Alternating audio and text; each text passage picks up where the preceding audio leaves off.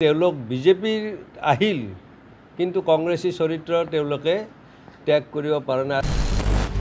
বিজেপিক সমালোচনা কৰিবলৈ গৈ নিজ দল কংগ্ৰেছৰে বদনাম গালে এইগৰাকী অশোক শৰ্মাই। এইগৰাকী অশোক শৰ্মা এতিয়া কংগ্ৰেছৰ সদস্য। বিজেপি তেওঁ কেতিয়াবাই ত্যাগ কৰিলে। পিছে কংগ্ৰেছী অশোক শৰ্মাই কংগ্ৰেছৰ চৰিত্ৰকৈ গালি দিলে মুকলিকৈ। একেটা কামকেই বাৰে প্ৰতি উদ্বোধন কৰা কাৰ্য হেনো কংগ্ৰেছৰে পুৰণি চৰিত্ৰ।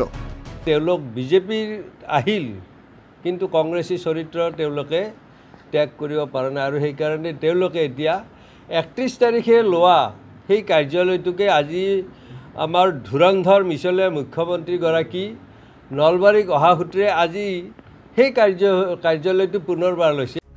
এইবাৰ উদাহৰণসহ বুজালে কংগ্ৰেছী অশোক শৰ্মাই। তৰুণ গগৈ দিনৰ পৰাই এই চৰিত্ৰ চলি আহিছে।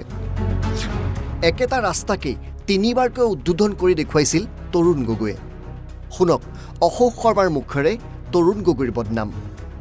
আপোনালোকৰ নিশ্চয় মনত থাকিব যেতিয়া তেওঁলোক কংগ্ৰেছত আছিল সেই সময়ৰ মুখ্যমন্ত্ৰী মাননীয় তৰুণ গগৈ ডাঙৰীয়াই ইয়াত এটা ধৰ্মীয় কাৰ্যসূচীত নলবাৰীত যোগদান দিছিল বছৰেকত যজ্ঞ এখনত।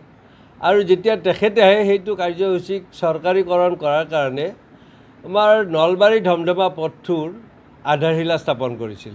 এবাৰ দুবাৰ নহয় তিনিবাৰ। আৰু সেইটোক লৈ তেতিয়াৰ বিজেপিৰ কৰ্মীয়ে ৰাইজৰ ওচৰলৈ আমি গৈছিলোঁ আৰু সেই একেই। আৰু কংগ্ৰেছৰ সেই চৰিত্ৰ হেনো ত্যাগ কৰিব পৰা নাই এওঁলোকে। তেওঁলোক বিজেপিৰ আহিল কিন্তু কংগ্ৰেছী চৰিত্ৰ তেওঁলোকে ত্যাগ কৰিব পৰা নাই। তেওঁলোক বিজেপিৰ আহিল কিন্তু কংগ্ৰেছী চৰিত্ৰ তেওঁলোকে ত্যাগ কৰিব পৰা নাই আৰু সেইকাৰণে তেওঁলোকে এতিয়া 31 তাৰিখে লোৱা সেই কাৰ্যালয়টোকে আজি আমাৰ ধুৰন্ধৰ মিছলীয়া মুখ্যমন্ত্ৰীগৰাকী নলবাৰীক অহা সূত্ৰে আজি সেই কাৰ্যালয়টো পুনৰবাৰ লৈছে। আপোনালোকৰ নিশ্চয় মনত থাকিব যেতিয়া তেওঁলোক কংগ্ৰেছত আছিল সেই সময়ৰ মুখ্যমন্ত্ৰী মাননীয় তৰুণ গগৈ ডাঙৰীয়াই ইয়াত এটা ধৰ্মীয় কাৰ্যসূচীত নলবাৰীত যোগদান দিছিল বছৰেকত যজ্ঞ এখনত।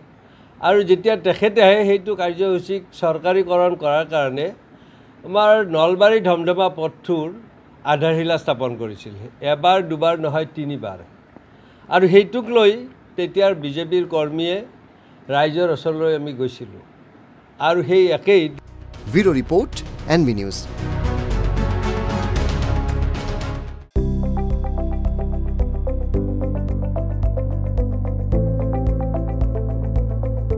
NB নিউজ, সহজ সৰল ভাষাত নৱভাৰতৰ কথা।